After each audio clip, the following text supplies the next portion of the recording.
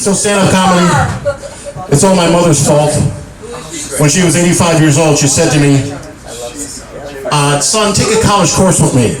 Jim, by the way, Jim, this is actually my show, my audition for the cruise ships.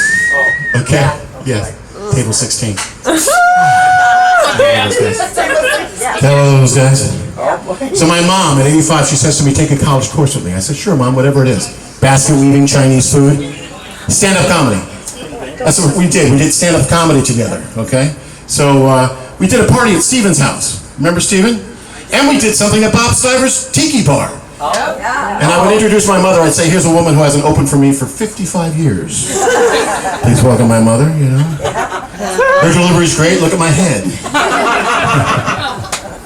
And we did some wonderful jokes. I said to her once, I said, Mom, let me take you out to lunch. Anywhere you want. Now, my mother lived in Seneca Falls. I live in Romulus, about 12 miles away. Lunch anywhere you want. She says, sure. The U.S. Open. And we drove 6 hours to the U.S. Open because I didn't qualify, right? And we end up there, and you know my brother's famous, right? Chris McDonald. Let's hear it for Chris. Come on. He's a brilliant, talented, fantastic actor. People know him as Shooter McGavin. Certain people of certain ages, men, between the ages of 27 and like 42, I tell them I'm Shooter's brother. They go, no, you're not. And I am. I nailed it. And then they want a photograph with me and them, but I have to do the fingers. Right? So I hold them kind of close to their nose. Because that's my signature move. You know what I mean?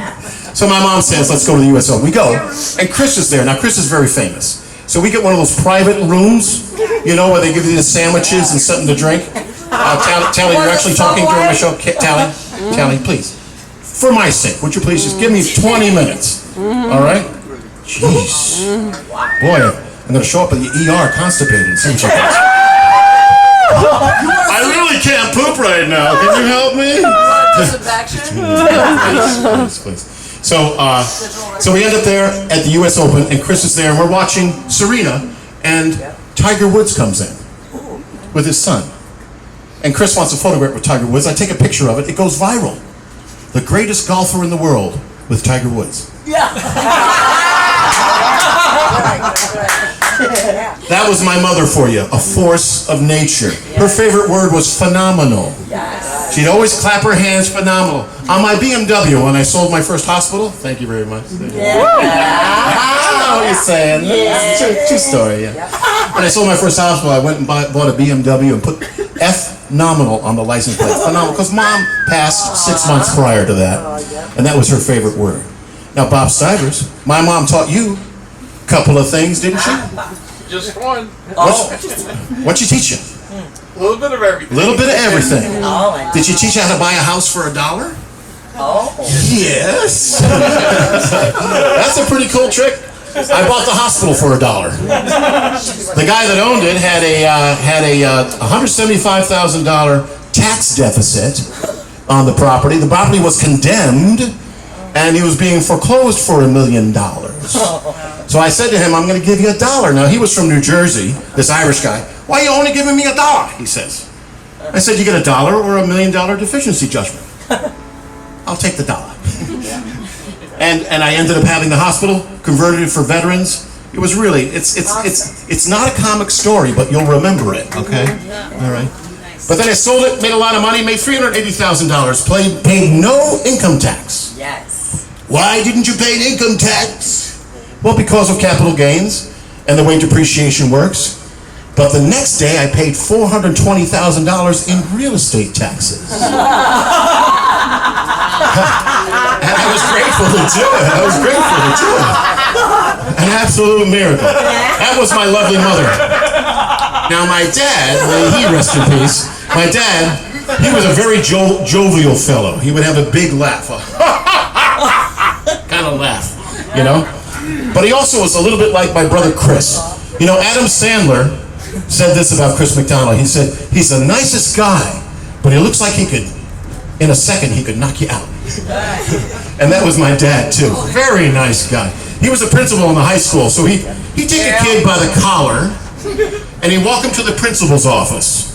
But he did it in an interesting way. He would always lift his right knee and connect with their butt. Let's go to the principal office. Here we go. That's what now, one Halloween, my dad, he always knew that those troublemaker kids, that they would, on Halloween, they would take soap and soap the windows at the bus garage. And he knew that. So he would hide under the window, and then when they were soaping it, he'd come up with... Then he'd give him the gesture, he'd go... And then he did this classic move. He'd curl his fingers and roll his thumb. That was my dad. Now, in the Navy, trust me, we knew he was in the Navy. 2 or 3 times a day, we knew that he was in the Navy. Did he know how to swim? But we would sing these old Navy songs. The first Marine, he ate the beans and barley. Whoops, all over the submarine. Whoopsie-doopsie parley. Yeah? He sang a song about a fat lady. It was politically correct at the time. Oh, gee. But ain't it great to have a girl so big and fat that when you go to hug her, you don't know where you're at. You have to take a piece of chalk in your hand, hug a while and chalk a while, and see where you began. One day, while I was hugging and a-chalking and a-hugging and a-chalking away, I met another fellow with some chalk in his hand, coming around the other way. Coming around the other way. So my dad went to, he lived in New York City. He left World War II younger than when he went in. He was 18 when he went in and 17 when he left. That kind of thing happened back then, you know? And he always wanted to be a cowboy, so he took that money he had in his pocket and went out west to the South Dakota area, saw a rodeo, and he saw 3 cowboys beating up an Indian. He didn't like that. He was a pugilist in the Navy. I mean, he taught us as kids. He bought child-sized boxing gloves.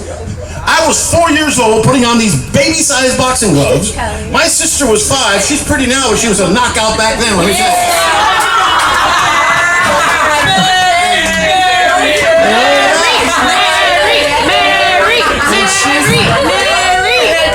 She'd take her dukes and she would spin it when she brought it forward, bringing the power from the ground, like Dad taught us when we were little.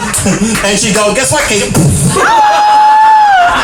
And canaries, and you know, I'm hearing the stars, and hitting the ground. So anyway, Dad knocked out those 3 cowboys. They were turds. It turns out the Indian brought him back to the reservation, to the Oglala Sioux. And he was the son of the chief. His dad's name was Crow Dog. His name was Crow Dog. My dad was brought into the tribe in a ceremony called Tayoshpaye. Say it, come on. Tayoshpaye. Go ahead. You had to, right now. You couldn't hold it. Good thing I didn't do this by the bathroom. So he was made Tayoshpaye, and they gave him a name. His name in Oglala Sioux was Mia Maya, which means sky eyes, because he had the blue eyes. So I have a T-shirt. It says I don't have hobbies, I have businesses. Okay, so if I wanted a drone, and I wanted a drone, I got a grant first. Then I got the LLC, Sky Eyes Media, is the name of my drone company. Then I bought the drone. It was a lot of fun. And I made some money with it. You don't have to make a lot of money, right? But as long as whatever you're spending money on, deduct it. You want it, deduct it. I went to Japan, and guess what I did? Deducted it. Went to South Korea, and I. Here he goes. Nice job. Thank you. Let's hear it for him. So life is very good, and we really should enjoy it in every way. My first wife, by the way, was a beautiful black ballerina. a Harvard graduate. I met her at NYU Law School, okay? We had 4 wonderful children together. My youngest is right here, Susanna. Susanna. That's for last. 4 wonderful kids. Yeah. You know they say once you go black, you might get divorced. Oh, savage. Well, you know, Savage. people are people. You know? My youngest is from Ithaca, New York. Come on, let's hear for Ithaca. Now, in Ithaca, it's kind of interesting. She takes me to different activities like authentic relating. You know, where the woman says, everybody feels safe. Like that. So we're going to do it here. This is how I tell jokes in Ithaca. We're going to tell jokes now. If you feel safe, put your fingers like this. Come on. Put your fingers like this. If you don't feel safe, touch your face. Touch your face. So every now and then she's gonna touch her face. You know. My daughter, she likes boys, she likes girls, she likes girls that are boys now. Yes. I mean, she likes them all. It's kind of beautiful. Magnificent person. Went to Princeton University. From Romulus Central School. Valedictorian, baby! Oh yeah. Oh wait a minute. Here's the real kicker. She has a scholarship she gives to Romulus kids. Awesome. Who's ever the most woke gets $500. You know, if you wear cat ears to school. And yes, am I right? I'm not right. She's touching her forehead. I'm crossing the line over here. Go back to Princeton. Yeah, right. So, my oldest is Joanna. Guess what? Saturday, got engaged. In Paris, France. Okay. Her man is Rocco. What's that? I said, okay. Okay. I didn't know that. See that? See what you learn on the train? Think about it. Yeah. So she was always driven. At 12 years old, she wanted to take the SATs. And I said to her, I don't know, they're kind of expensive. What can you do around the house to help pay for the SATs? And she did extra stuff. Okay. And she took him 4 times before she needed to. And then she took him when she needed to, and it was pretty cool. Okay, it was pretty cool. She always knew she wanted to do bankruptcy attorney work. Okay. Go figure. Right? I mean, did those who's the football brothers? Right? Travis and Jason. Those guys. Who's the other ones? TJ and the Y. Yeah, the point is in certain families that, you know, she knew what she wanted when she was this big. Wow. Before she went to law school, she was a clerk for a bankruptcy attorney. And now she's renowned. She's actually quite famous within the international bankruptcy community. And come on, let's hear from her. Absolutely fantastic. My son, my younger son, Brendan. First I'll tell you about my old son, Nicholas. Now Nicholas tells Dad ATM. Not all the time. Not all the time. But he came to visit me last year. He came to visit me for 3 days last year. It was, hey, what's up, Drew? Let's hear it for Drew. Thank you. Hey, Drew, what mustache wax do you use? I actually don't remember the brand name. Oh, you don't remember the brand name. thanks. Still. It is pretty cool. Yep. Takes like 5 minutes. Just don't date my daughter. That's all. You did a great job. So Nicholas, he wrote, produced, and directed his own movie. So he's really quite an accomplished and quite a literary fellow. The name of the movie? Boom. Fight or Die. Fight or Die. So he said to me when the movie opened, he said, Dad, can I borrow $750? I want to throw a party for the cast. I said, I'm not going to lend you $750. I'm going to give you $3,500. And I got the tattoo, you know, because that's what you do, right? You celebrate your kids. Well, I did deduct it. So my youngest son, Brendan. Now, my first wife, when I left her, she didn't let me see the kids. So to me, that was a hint that it was probably a good idea to move on from a woman who was willing to hurt her children to hurt her husband, right? And Brendan was 9 years old. So at the end of the show, I'll play the song "Brendan, My Boy." Of course, you guys will be talking, you won't hear it, but the rest of you will hear it. It'll be nice. It'll be a nice song. I think you'll like it. This is the first time I've seen them in 10 years. Yeah, it's my show. So, there's always 80s afterwards. Just saying. Just saying. Okay, table 16. So Brendan, 9 years old, I wrote him a song. "Brendan, my boy, how I am missing you. All the things you do. You are my joy. All the things you say in your Brendan way. Tell me what you learned in school today. Distant places, distant lands. When you're in the park and play, do you still chase the birds and make them hide away? Oh, there are times I saw you in my heart, so strong, so smart.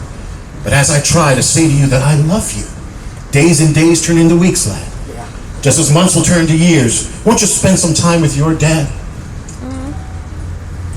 Have some fun while you're still young, because it won't be long before I say, Brendan's a man. So big, so tall that I have a chance to know you. Is there still time to have some fun while you're still young? Brendan, my boy." Beautiful song. Yeah, it is. Beautiful song. And you'll hear it, it's kind of nice. But the way you reacted to the opera, I don't think it's... I don't think the train's the place for that.